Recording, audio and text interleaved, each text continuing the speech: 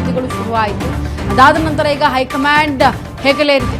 ಮಂತ್ರಿಗಿರಿ ಪಟ್ಟಕ್ಕೆ CM DK Srinivasa ದೆಹಲಿಗೆ tension ಶುರು ಆಗ್ತಾ ಇದೆ. ಈಗ ದೆಹಲಿಯಲ್ಲಿ ದಿನದಿಂದ ದಿನಕ್ಕೆ ಹೆಚ್ಚಾಗ್ತಾ ಇರುವಂತಹ ಸಚಿವ ಸ್ಥಾನದ ಆಕಾಂಕ್ಷಿಗಳು ಹಂತ ಹಂತವಾಗಿ ಹೈಕಮಾಂಡ್ ನಾಯಕರ ಭೇಟಿಗೆ ದೌಡಾಯಿಸ್ತಾ ಇದ್ದಾರೆ.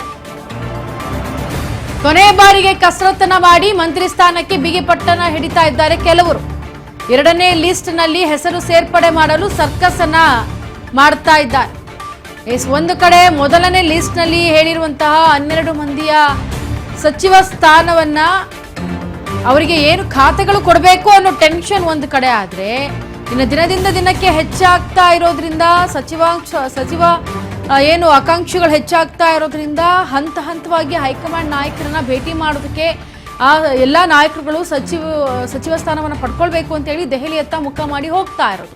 ಇನ್ನು ಎರಡನೇ ಲಿಸ್ಟ್ ನಲ್ಲಿ ನಮ್ಮ ಹೆಸರು ಕೂಡ ಇರಲಿ, ಅದನ್ನ ಸೇರ್ಪಡೆ ಮಾಡ್ಕೊಳ್ಳಿ ಅಂತ ಹೇಳಿ ಅವರು ಕೂಡ ಹೆಚ್ಚಿನದಾಗಿ ಒತ್ತನ್ನ ಹಾಕ್ತಾ ಇದ್ದಾರೆ ಹಲವರು. ಮೊದಲನೇ ಲಿಸ್ಟಲ್ಲಿ ಯಾರ್ಯಾರು ಅಂತ ಎಲ್ಲ ಹೇಳಿ ಅನೌನ್ಸ್ಮೆಂಟ್ ಮಾಡಾಯಿತು, ಯಾರ್ಯಾರು ಸಚಿವರ ಸ್ಥಾನಕ್ಕೆ ಬಂದಿದ್ದಾರೆ ಅಂತೇಳಿ. ಇನ್ನು ನೆಕ್ಸ್ಟ್ ಲಿಸ್ಟ್ನಲ್ಲಿ ಇನ್ನೊಂದಷ್ಟು ಸಚಿವರ ಹೆಸರುಗಳನ್ನು ಘೋಷಣೆ ಮಾಡಬೇಕಾಗತ್ತೆ. ಅವರು ಕೂಡ ಪ್ರಮಾಣ ವಚನವನ್ನು ಸ್ವೀಕಾರ ಮಾಡ್ಕೊಳ್ತಾರೆ.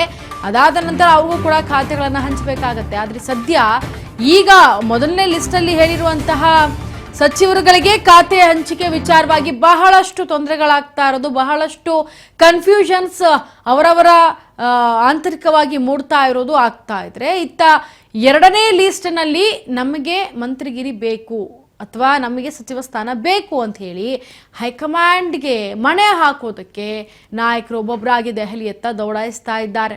ನಮ್ಮ ಪಟ್ಟಿಯಲ್ಲಿ ನಮ್ಮ ಹೆಸರನ್ನು ಕೂಡ ಸೇರಿಸ್ಕೊಳ್ಳಿ, ನಾವು ಕೂಡ ಇಷ್ಟು ಕೆಲಸ ಮಾಡಿದ್ದೇವೆ ಅಂತ. ಹಾಗೆ ಇದಕ್ಕೆ ಸಂಬಂಧಪಟ್ಟಂತೆ ನೀವು ಗಮನಿಸಿದ್ದೀರಿ, ಹಲವಾರು ಪ್ರತಿಭಟನೆಗಳು, ಹಲವಾರು ಆಕ್ರೋಶಗಳು ಕೂಡ ನೀವು ಗಮನಿಸ್ತಾ ಇದ್ದೀರಾ.